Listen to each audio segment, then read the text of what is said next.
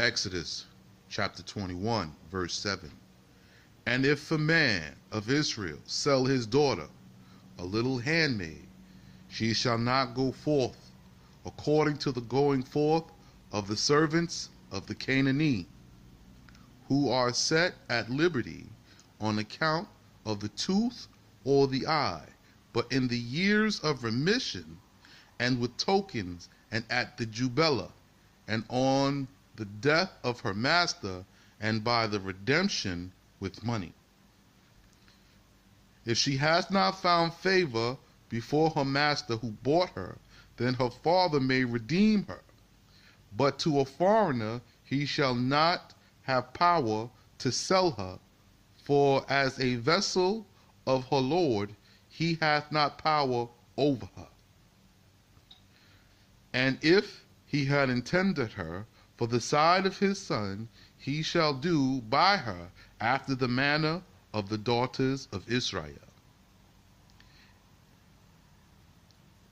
Now I'm going to pause there. I'm at verse 9.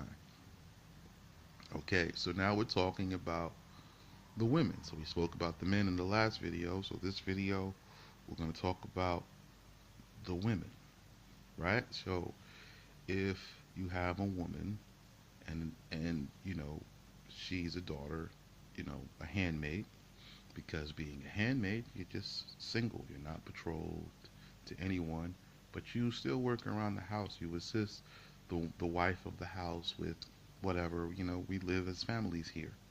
So they don't go out like, you know, the men do. They just go free, right? So they go out in the years of remission. Now the years of remissions are like seventh years. Every seventh year is a year of remission, and with tokens. So they go out with money and gifts and with everything else. And at the Jubilee, of course, the Jubilee is a year of remission. So if you have a servant and he served you, he could have came in the 14th year, which is the second um, year of remission, because it's a 50-year cycle. So she can go out, and that 50th year that she came in, right? Because that manservant that she's married to, he has to do um, the full time, the full 49 years. So she came in with him, so she has to go. She'll go out in that year of remission, which is that Jubilee.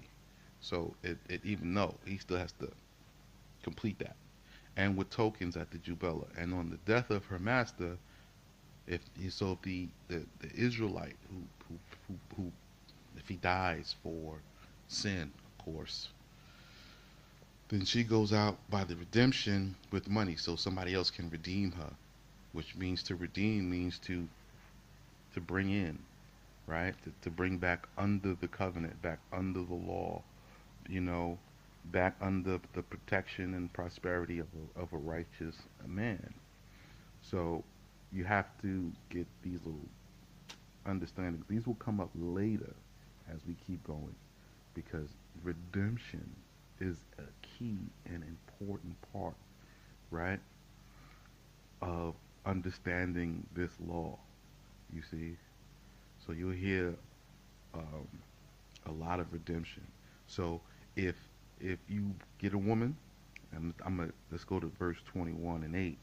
If she has not found favor before her master who bought her, right? So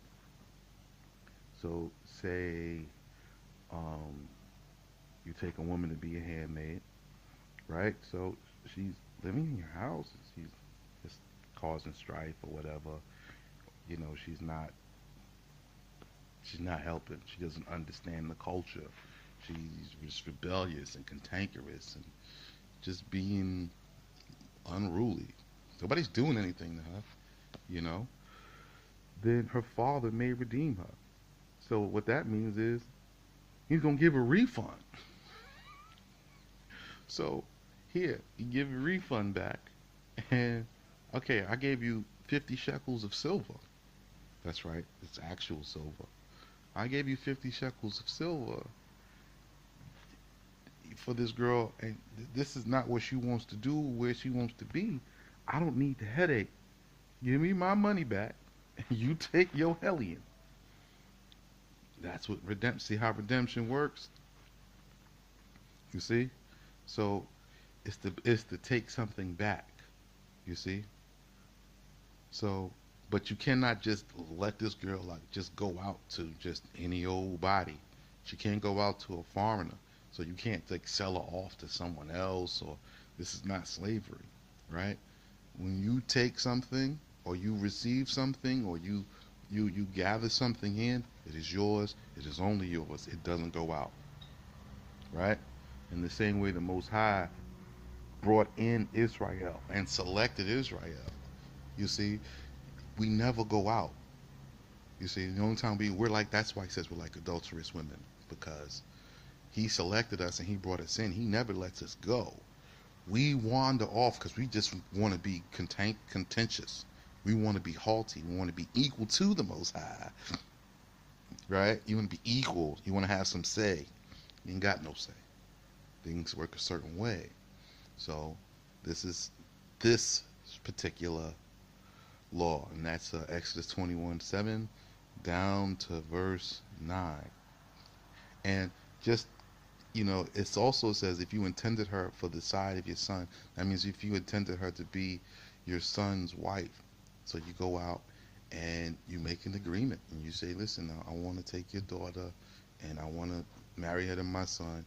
Then she doesn't come in as a handmaid and, you know, learn and take care of the house or assist the wife or anything like that. She comes in as a daughter and she gets taken care of as a daughter, you see? And so your son she's betrothed to your son. This is going to be your son's wife, and your son don't have no say about it. Your son has to marry this woman. Period. Doesn't even matter. It is what it is. This is the law. These are the rules. So um, I'm going to come back, and we're going to continue with 21 and 10.